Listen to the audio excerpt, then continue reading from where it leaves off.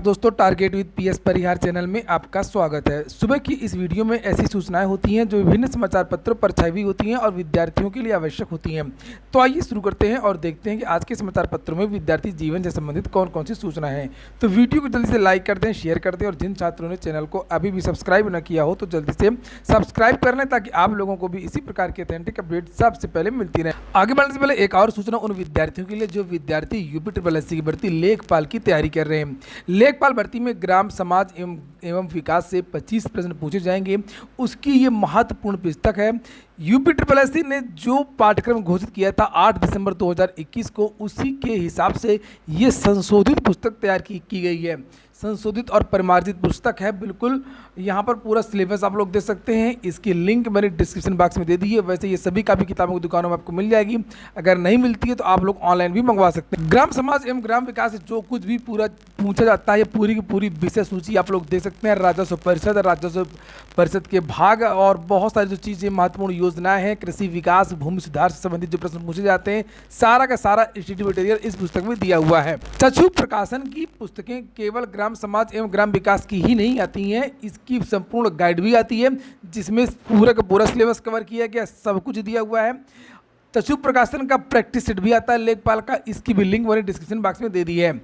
तो आइए अब देखते हैं आज की सूचनाओं को। सबसे पहली जो सूचना है वो है अवनीश सक्सेना यूपी के नए सचिव। चूंकि यूपी के जो पहले सचिव थे आशुतोष मोहन अग्निहोत्री, ऐसा लग रहा था वो केवल टाइम पास कर रहे हैं और ये चर्चाएं भी थी कि वो ज़्यादा दिन यूपी में नहीं रहेंगे और हुआ भी ऐसा ही। कल देर शाम कुछ IAS ऑफिसर और कुछ PCS ऑफिसर का जो है स्थानांतरण किया गया।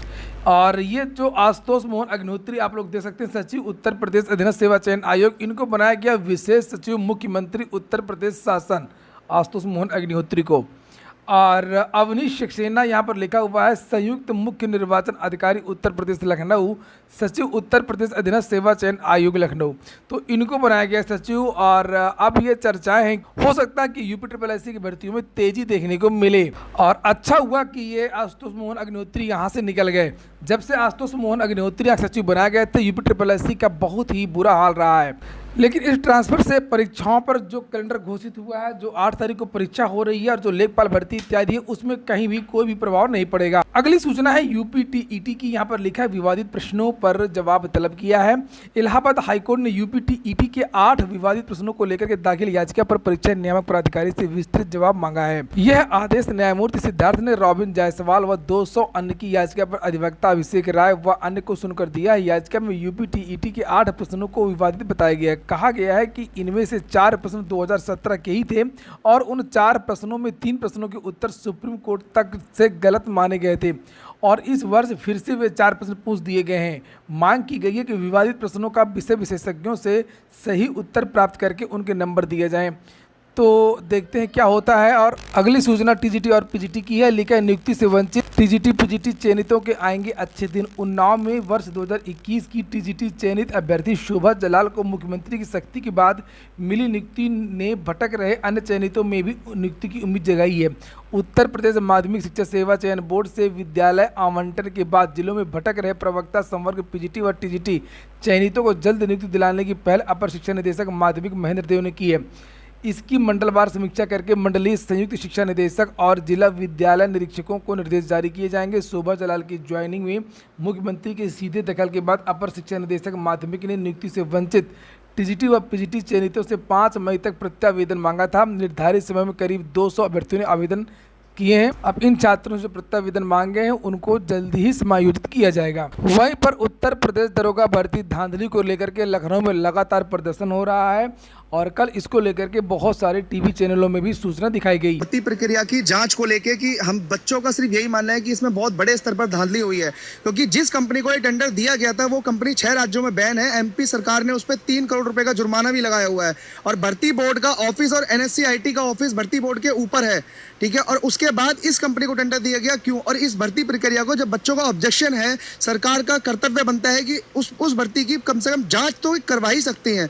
और उस पर इस वाली भर्ती पे कोई भी जांच का अभी तक कोई भी आदेश नहीं है, किसी के पास कोई संज्ञान नहीं लिया गया। और दूसरी बात, बच्चे अगर योगी जी के पास कोशिश करते हैं मिलने की, तो बच्चों को हर तरीके से भरपूर प्रयास करके रोका जा रहा है।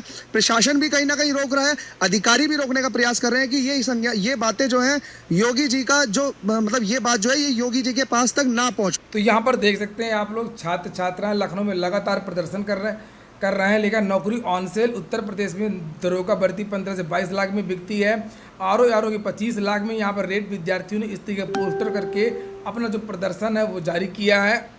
और वास्तव में सरकार तो एक जांच तो करवा ही सकती थी, सरकार को जांच बिल्कुल करवानी चाहिए। इससे प्रतियोगी छात्रों का मनोबल टूटता है कि हम पढ़ते हैं और कुछ होता नहीं है। फिलहाल दरोगा भर्ती के जो छात्र हैं उनकी दौड़ चल रही है, उनका DVPST हो चुका है। देखते हैं अब आगे क्या होता है। अगली जो सूचना है वो SSC की है। SSC की MTS पेपर 2 की परीक्षा कल है। कर्मचारी चयन आयोग की ओर से मल्टीटास्किंग स्टाफ भर्ती 2020 की पेपर 2 की परीक्षा 8 मई को आयोजित की जाएगी। परीक्षा सुबह 11 से लेकर के 11:30 बजे तक होगी। अभ्यर्थियों को परीक्षा केंद्र में आधा घंटे पहले उपस्थिति दर्ज करवानी होगी। अगली सूचना सरकारी कर्मचारियों के लिए है। लिखा सरकारी विभागों में कर्मचारियों की पदोन्नति का रास्ता हुआ अब और आसान। अब और जल्दी सरकारी कर्मचारियों का प्रमोशन होगा। पदोन्नति अब 5 साल की प्रविष्टियों पर होगी, पहले 10 साल पर होती थी। यहाँ पर देखिए लिखा है 10 साल की प्रविष्टियों पर प्रमोशन का फैसला बदल दिया गया है।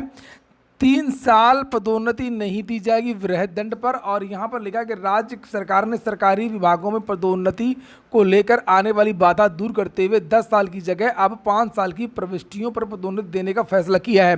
नियुक्ति एवं कार्मिक विभाग के अपर मुख्य सचिव देवेश चतुर्वेदी ने शुक्रवार को इस संबंध में आदेश जारी कर दिया है। इसके साथ ही वृहद दंड पर 3 साल पदोन्नति नहीं दी जाएगी और लघु दंड पर 1 साल पदोन्नति नहीं दी जा सकेगी। अगर पहले दंड मिला है और पदोन्नति हो गई है तो आगे की पदोन्नति में इसका संज्ञान नहीं लिया जाएगा। शासनादेश के मुताबिक अंतिम 5 वर्षों का चयन वर्ष से ठीक 5 वर्ष पूर्व की अवधि के अभिलेखों को देखा जाएगा। तो ये सरकारी कर्मचारी जो भी हैं उनको थोड़ा सा राहत दी गई है।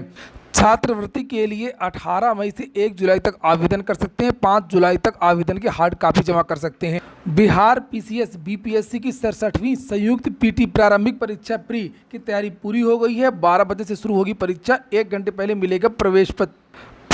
और लिखा है कि BPSC की यहाँ पर 67वीं संयुक्त प्रारंभिक परीक्षा 8 मई रविवार को आयोजित होगी। इसकी तैयारी प्रशासनिक स्तर पर पूरी कर ली गई है। परीक्षा के लिए जिला मुख्यालय में 33 परीक्षा केंद्र बनाए गए हैं। पेपर के 1 घंटा पहले विद्यार्थियों को पहुंचना है और भी बहुत सारे दिशा निर्देश दिए गए हैं, जैसे परीक्षा कक्ष में mobile, calculator, Bluetooth, wifi gadget इत्यादि लेकर के नहीं जाना है। रेलवे भर्ती बोर्ड ने उत्तर रेलवे में 3 स्पेशल ट्रेनें चलाई हैं। RRB NTPC की जो CBT2 परीक्षा हो रही है उसके लिए यहाँ पर बताया गया है कि यह ट्रेनें अलग अलग तारीखों में होने वाली परीक्षाओं के लिए चलेंगी। इन ट्रेन में सभी कोच आरक्षित रहेंगे। परीक्षा स्पेशल ट्रेनों में 7 मई की सुबह 8 बजे से आरक्षण करा सकेंगे।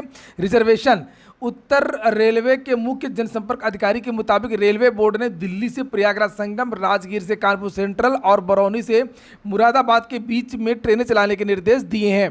यहाँ पर लिखा है कि आनंद विहार टर्मिनल से प्रयागराज संगम के बारे में देख सकते हैं। गाड़ी का नंबर 0404।